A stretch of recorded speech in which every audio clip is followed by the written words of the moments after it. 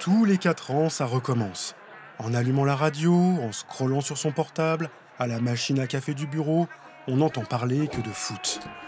C'est normal, c'est la Coupe du Monde, la plus grande compétition sportive avec les Jeux Olympiques.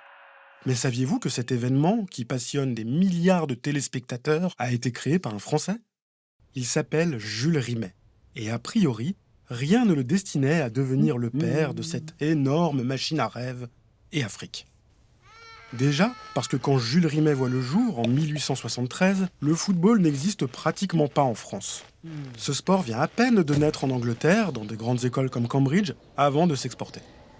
Jules Rimet, lui, grandit à la campagne, dans une famille de paysans où l'on n'a jamais entendu parler de foot. Quand Jules a 11 ans, la famille Rimet déménage à Paris.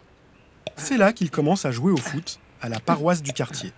Les prêtres catholiques y voient un moyen de développer la santé et les valeurs morales des jeunes.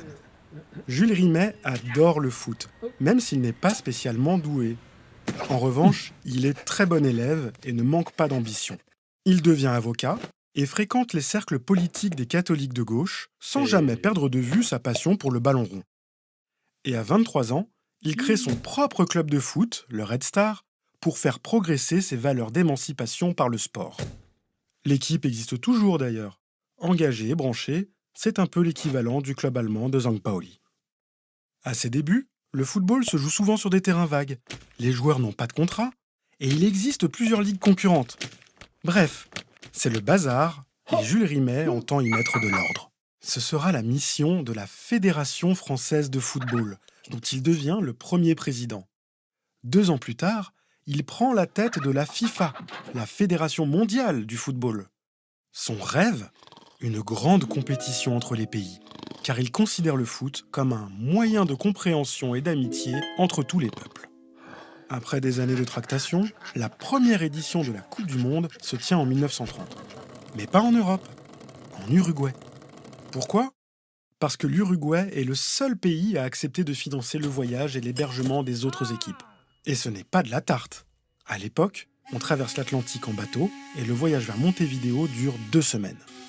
Seules 4 équipes européennes s'engagent dans l'aventure. Il y a là la Yougoslavie, puis, voyageant sur le même paquebot, la France, la Belgique et la Roumanie.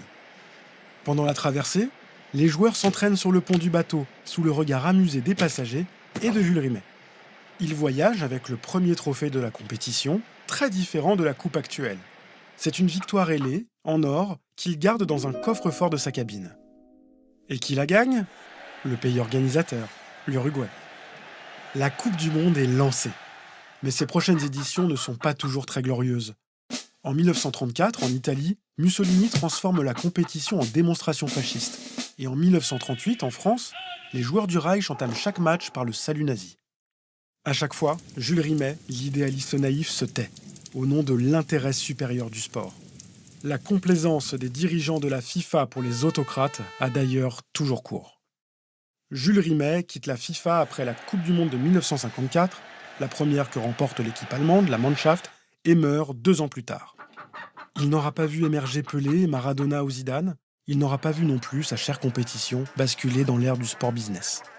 Avec les années, le souvenir de Jules Rimet s'est un peu perdu.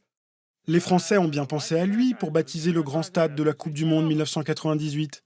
Mais finalement, on lui a préféré Stade de France. Un peu basique, si vous voulez mon avis. Dans d'autres pays, en revanche, il a un timbre à son effigie depuis des décennies. En Hongrie, au Nicaragua, à Guernesey, à Montserrat, au Guyana, en Bulgarie et même en Corée du Nord. La France n'a rattrapé son retard qu'en 2023. Il était temps.